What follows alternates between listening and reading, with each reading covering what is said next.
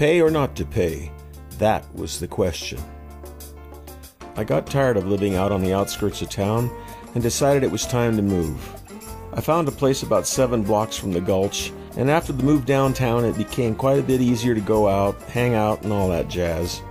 One guy I met up at the Sportsman's Lodge bar was a fellow named Bobby, a pleasant, nice-looking guy in his 30s who was living in San Jose about half time and in Florida the other half, where he had some sort of business he took turns running with his brother.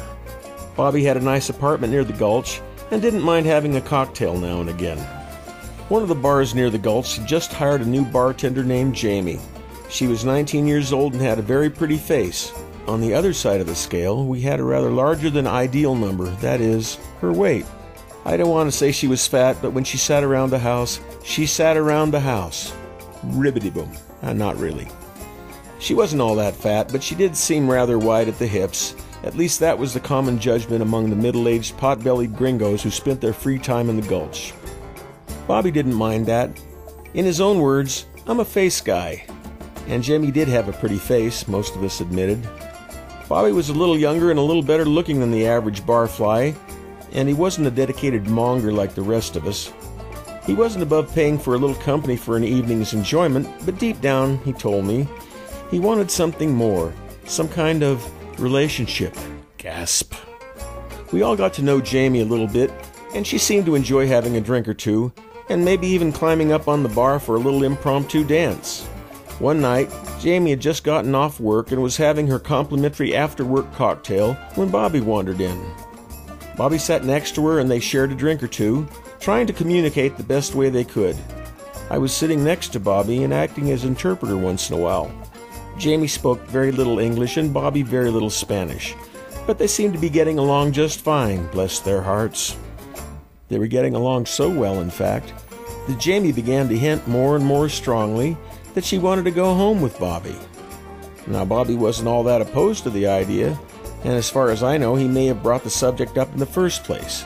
In any case, Jamie was all over Bobby, and eventually they were ready to go back to Bobby's apartment. When Jamie got up to go to the bathroom, Bobby had something he wanted to ask me. Tom, what do you think I ought to do? Should I offer her money? Will she be insulted? I don't know what to tell you, Bobby, I replied. Maybe you should just play it by ear. See if she brings up the subject. If not, maybe just put some money in her hand as she's leaving. Yeah, I guess I'll just have to wing it, he said, as she came out of the bathroom, smiling at him and pulling him off the bar stool to go. Here we parted company, those two back to Bobby's place and me left to find amusement as best I could. I ran into Bobby 2 nights later sitting at a table at the side of the bar. Jamie was working behind the bar, going about her business and not paying any attention to Bobby. Bobby's expression told me something was wrong. Man, I must have done something wrong. Ever since the night we went home together, Jamie acts like I drowned her favorite puppy in paint thinner. What happened? You guys not get along? I thought everything was great. We had a great time together, laughed a lot, the sex was good. I didn't know what to do when she was leaving, so I handed her $40 and said, "Here's taxi money," and she left. And now she acts like I don't exist. I don't get it.